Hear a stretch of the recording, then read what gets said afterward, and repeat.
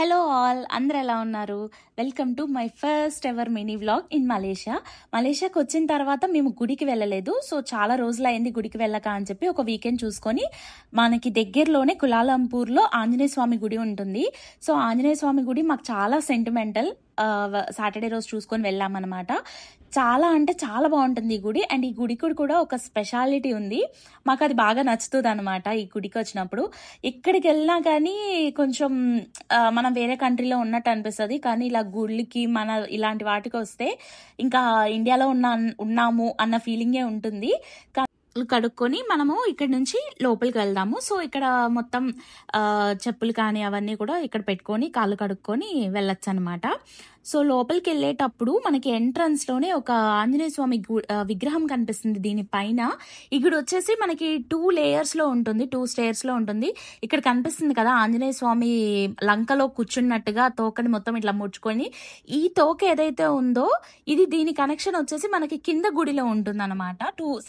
Ground floor లో ఉంటుంది.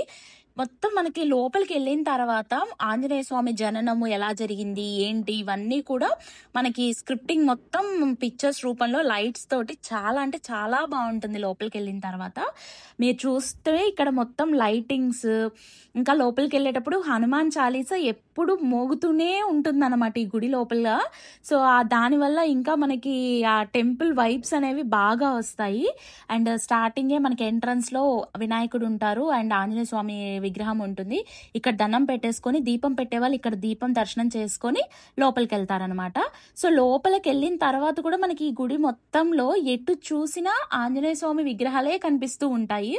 And ఇక్కడికి వచ్చిన ప్రతి విగ్రహం కూడా మనకి ఇండియా నుంచి తీసుకొచ్చినవే. ఇండియాలో కొన్ని స్టేట్స్ నుంచి వీళ్ళు ఈ గుడి వాళ్ళు తీసుకొని వచ్చారనమాట. ప్రతి విగ్రహము ఒక స్టేట్ నుంచి తీసుకొని వచ్చారు. ఇంకా ఆంజనేయ స్వామి వారిని ఇలా దర్శించుకొని మనం టెంపుల్ మొత్తం చూద్దాము. టెంపుల్లో ప్రతిదీ ఒక స్టేట్ నుంచి తీసుకొచ్చారని చెప్పాను కదా. ఇలా చుట్టూ గర్భగుడికి చుట్టూ ఇట్లా ఒక వే లాగా ఉంటుందన్నమాట.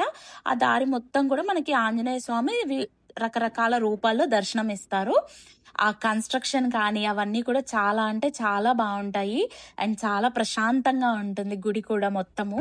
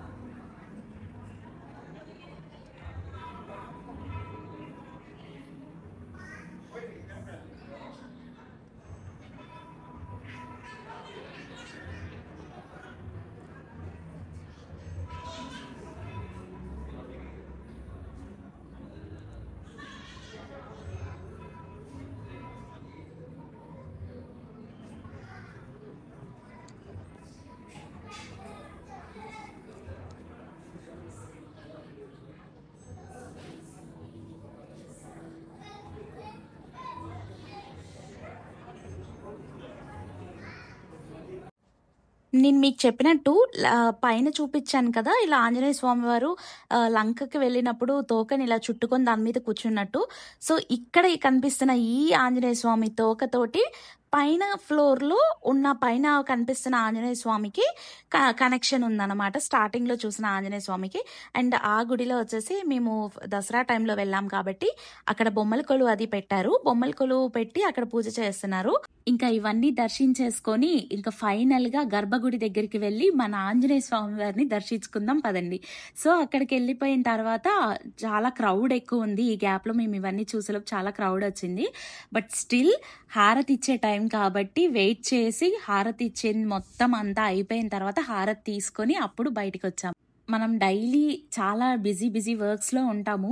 కానీ ఎంత పనులు చేసినా ఏమి చేసినా దైవ ఆశీర్వాదం లేకుండా ఏది జరగదంటారు. అది మేము బాగా నమ్ముతాము. సో ఏంటంటే నాకు అలాగా ఒక్కసారన్నా, మంత్కి ఒక్కసారన్నా లేకపోతే వీక్లీ వన్స్ అన్నా వీలైనప్పుడల్లా మనం గుడికి వెళ్తే మనసు చాలా ప్రశాంతంగా ఉంటుంది. తర్వాత బయటికి వచ్చి ఇలా ప్రసాదం తీసుకొని ఇంకా ఇంటికి వచ్చేసాము. ఇంతే ఈ video. Thank you for following and subscribe my channel.